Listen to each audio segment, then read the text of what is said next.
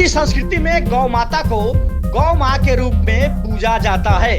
तो वहीं दूसरी ओर उत्तर प्रदेश के भदोही जिले के गौ माता भक्त सुशील मिश्रा की बात करें तो सुशील मिश्रा मिर्जापुर जिले के देवरहवा बाबा के प्रसिद्ध गौ मां के आश्रम में जन्माष्टमी के मौके पर पहुंचकर देवरहवा बाबा का आशीर्वाद लेकर गौ माता का सेवा कर पूर्ण प्रताप का महालाभ लिया। इस पर देखिए खबर इंडिया की ये खास कवरेज।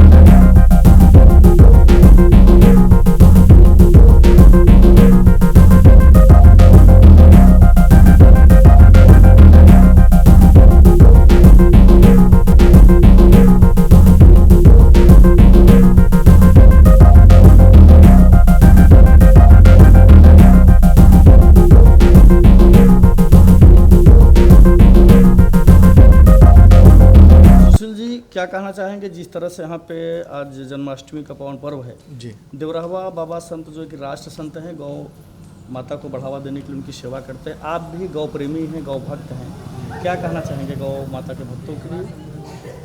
देखिए, सर्वप्रथम हम आपसे आपके माध्यम से ये कहना चाहेंगे कि आज कृष्ण जन्माष्टमी है और हम काफ़ी दिन से यहाँ पे आ रहे हैं और जिस तरीके से यहाँ पे गौ का सेवा देखते हैं दिल बहुत खुश होता है कि कम से कम हमारे जो गौ माताएं हैं इनके सेवा के लिए संत महात्मा सब एकत्रित होकर के सेवा कर रहे हैं।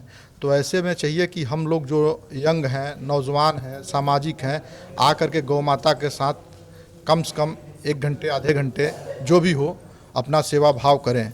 और आज जो ऐसे कृष्ण जन्माष्टमी थी, इसीलिए गांव में घर पे प्रोग्राम अपना भगवान के जन्म उत्सव मनाने के लिए हम लोग लगते हैं और उसके लिए हम लोग गांव पे ना करके, घर पे ना करके, आज हमारा दिल से बोला कि हम चल रहे हैं भगवान के आश्रम में और वहाँ जो हमारे परम योगेश्वर महाराज जी के साथी है उनके साथ हम अपना जन्माष्टमी आज मनाएंगे। इसलिए यहाँ आश्रम में आकर के हम गौओं के साथ अपना जन्माष्टमी मनाएं। और देवरहवा बाबा के लिए क्या कहना चाहेंगे? ये एक बहुत बड़े संत पुरुष महात्मा हैं और यहाँ न कोई सरकारी फंड है, न कोई ऐसा फंड है। इसमें प्रभु अपने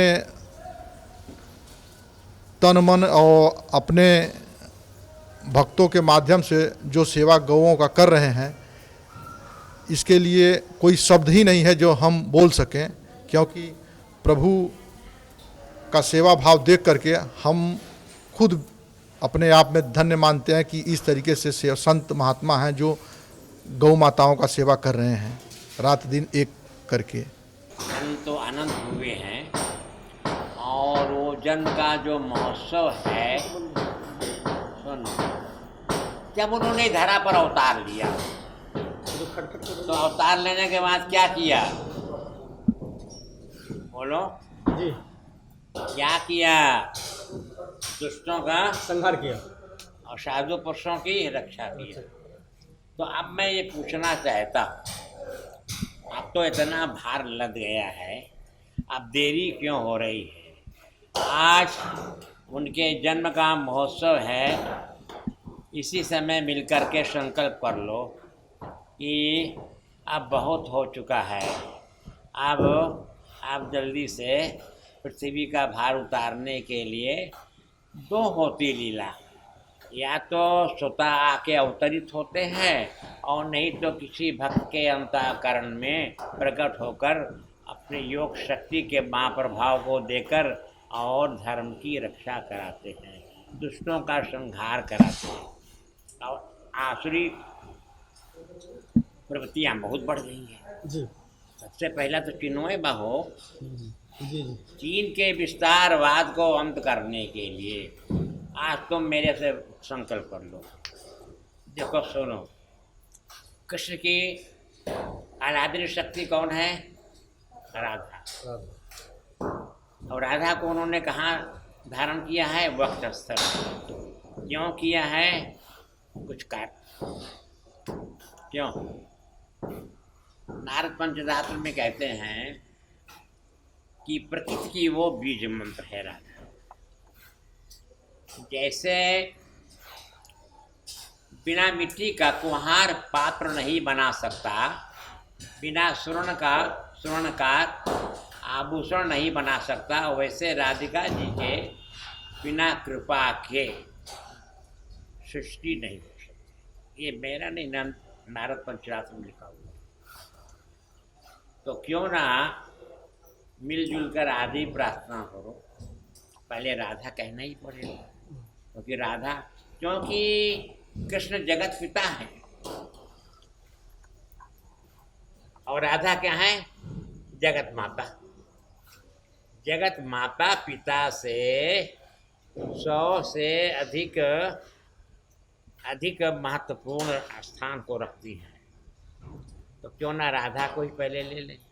कैसा हुआ? कृष्ण तो मान ही जाएगा, सुन लेगा, है? भारत की प्यारी आत्माओं, ध्यान से श्रवण करें। भारत में वर्तमान समय में कोरोना महामारी के भीषण संकट को देख करके महासिद्ध योगी महायोगी सम्राट महाध्यात्म तत्ववेत्ता परमश्री देवरा बाबा जी ने भारत पर असीम कृपा करते हुए महायोग की महाशक्ति के महाप्रभाव के द्वारा जो अनन्य योग की शक्तियों का अनंत प्रभाव है, अमोघ प्रभाव है, आदि महाशक्ति राशेश्वरी सर्वेश्वरी सर्वशक्ति स्वरूपा श्री राधा जी के बीज मंत्र को देवराहंस बाबा के अवतार कर दिया।